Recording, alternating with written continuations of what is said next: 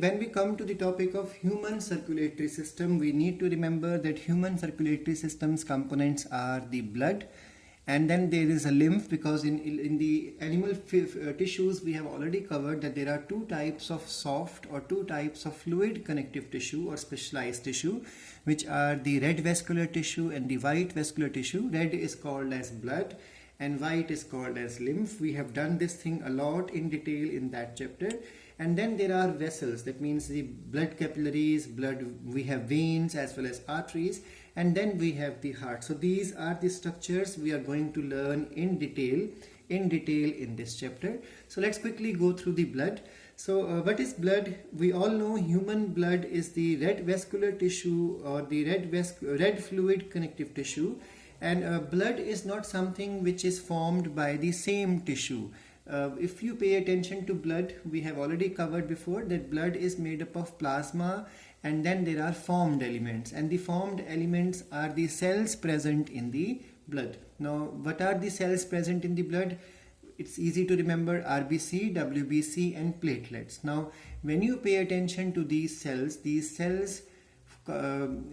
their cell's origin is very much different. Like when you look at the platelets are formed from special cells present in the bone marrow.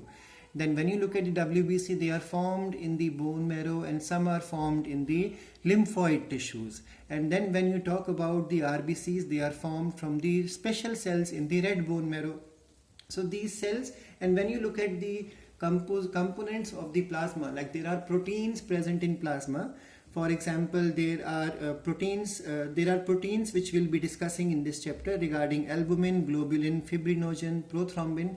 These proteins are formed in different parts of the human body.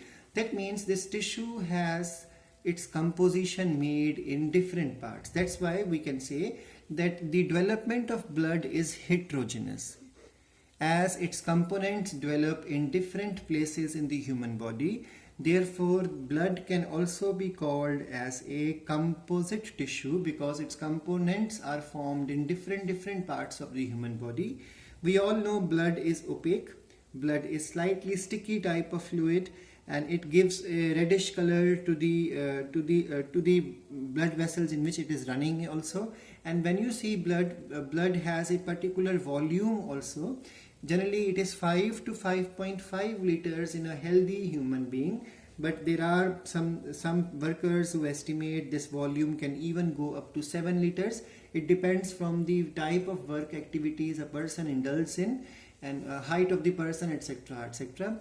Then the blood constitute 8% of the total body weight, and you can even say that it constitutes 30 to 35% of the total ECF, extracellular fluid, present in the human's body. Now, what are the components of the blood? Let's quickly start this topic. So the blood is made up of two main components: the fluid, which is non-cellular, and that fluid is called as plasma, and then there are cells which are floating in this fluid, and those cells are called as the formed element. So now, what is plasma? Basically, plasma is slightly brownish, or you can say it's gray in color, or not gray, I mean it is pale in color, brown in color. So it appears to be straw colored, and it is slightly alkaline.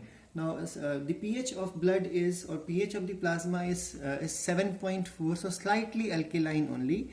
And then it is an extracellular fluid, and blood, total volume of the blood, if the total volume of blood is 100, then you can say 55% of this is made by the plasma. Now, plasma itself is made up of the following components. We have learned these before also. 55% of total blood volume is plasma, and out of that plasma, 90 to 92% is nothing but water. That's why water is very essential to be taken in a healthy amount every day, whether winters or summer. Then 6 to 8% of the composition is the proteins, and those proteins are, the main proteins are the albumin, which is around 4%. And then we have the globulin, which is about 2 to 2.5%. Then we have the fibrinogen, 0.3%, prothrombin, which is 0.3%. Now let's quickly understand their function. So the main function of these proteins is to maintain the osmotic pressure balance. The osmotic pressure of the blood plasma is 28 to 32 mmHg. This amount or this value is maintained by the albumin. Then when we and it is the smallest of all the plasma proteins. Albumin is the smallest of all the plasma protein, and it is formed in liver. That's why it is called as composite tissue, because its components are formed in different parts. Now globulin is involved in defense. Globulin has other roles also. So globulins are basically of three types: alpha, beta and gamma. Alpha and beta are formed in liver, and they are more linked with the transport of copper, transport of the vitamins, etc. And then the gamma type of globulins are basically called as immunoglobulins, Ig, and their details we will be studying in 12th class, because there are types of them which actually they are antibodies, so they are for defense of our body. So they are formed in lymphoid organs, a different portion again, and types are G, A, M, D, E. These are types of antibodies. In the same manner, we have fibrinogen required for clot formation, prothrombin required for clot formation, and both of them are again formed inside the liver. Apart from the proteins, there is 0.9% of the total plasma composition is the inorganic components. That means there are salts, there are ions present in the plasma, and then a very small percent, 0.1%, are the organic substances such as glucose. So this is the composition of the plasma. Now let's quickly go through the functions of plasma.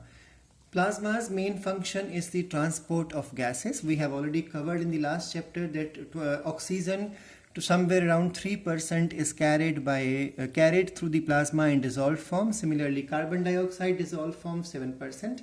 And then there is transport of waste matter, which also takes place through the plasma. And finally, the waste material reaches the kidney for elimination.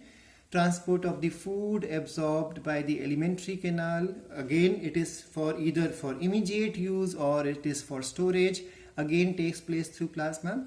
Transport of the intermediates formed during the metabolic activities, like for example, imagine glucose is formed, and this glucose now is an extra in the sugar level is increased in the blood, so it is transported to the liver, where it will be changed and stored in the form of glycogen. Similarly, maintaining osmotic potential with the help of Na plus and Cl minus, along with the proteins required, we have already learned about. Albumins are required for maintaining the